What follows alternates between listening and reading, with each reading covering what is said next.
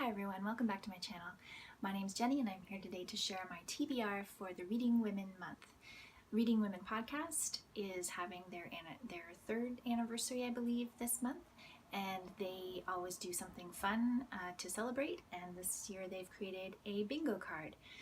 So I have never before participated in any of their challenges, and I'm really excited to participate today, this month, and see what I can get read.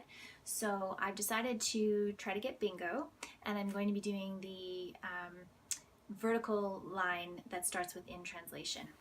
So for In Translation, I have chosen The Queue by Basma Abdel Aziz. Basma Abdel Aziz is an Egyptian author. She's a journalist and psychiatrist.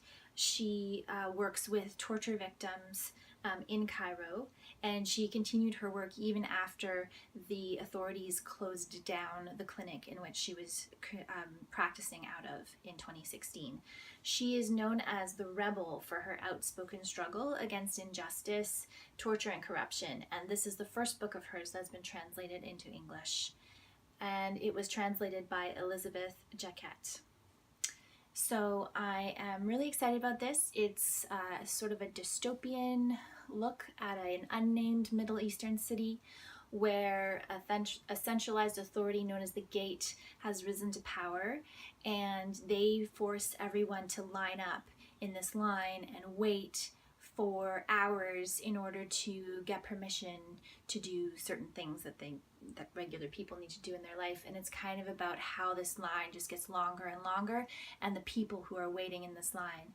So I'm really excited to read this. I have never read anything out of Egypt before, and I think it's going to be a really interesting read. So this is going to fill actually two prompts on the bingo card. So first, if it does the first one In Translation, and it's also going to do the third one down, which is Muslim authors. Now, I wasn't able to specifically find any evidence that Basma Abdelaziz is a practicing Muslim, but she certainly is living in a predominantly Muslim country, and I would assume that she has had some sort of Muslim influence in her culture before.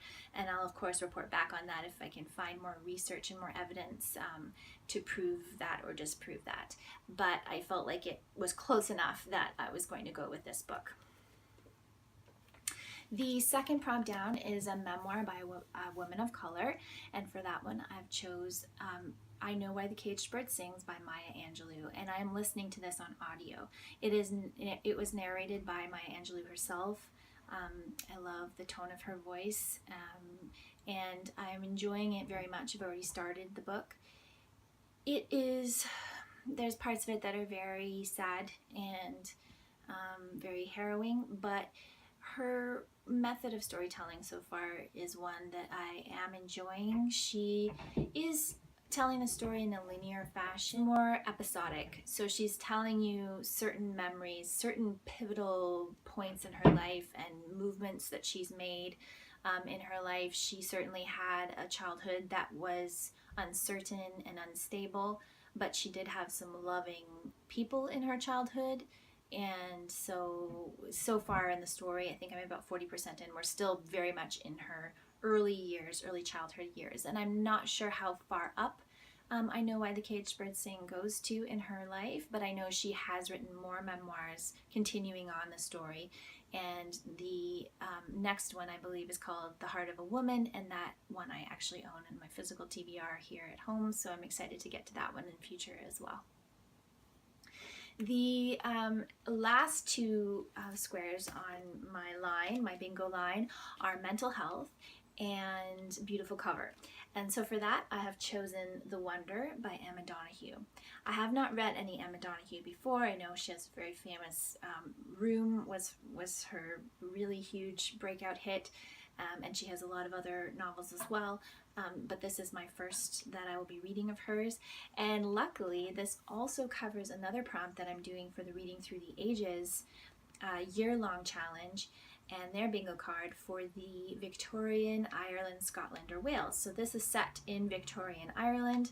It follows a nurse who travels to somewhere in Ireland in order to take care of a girl who seems to be able to survive without eating.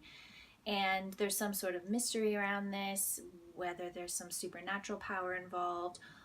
But I also feel like it covers the mental health area in terms of the way medicine saw women's health, women's psychological health as well.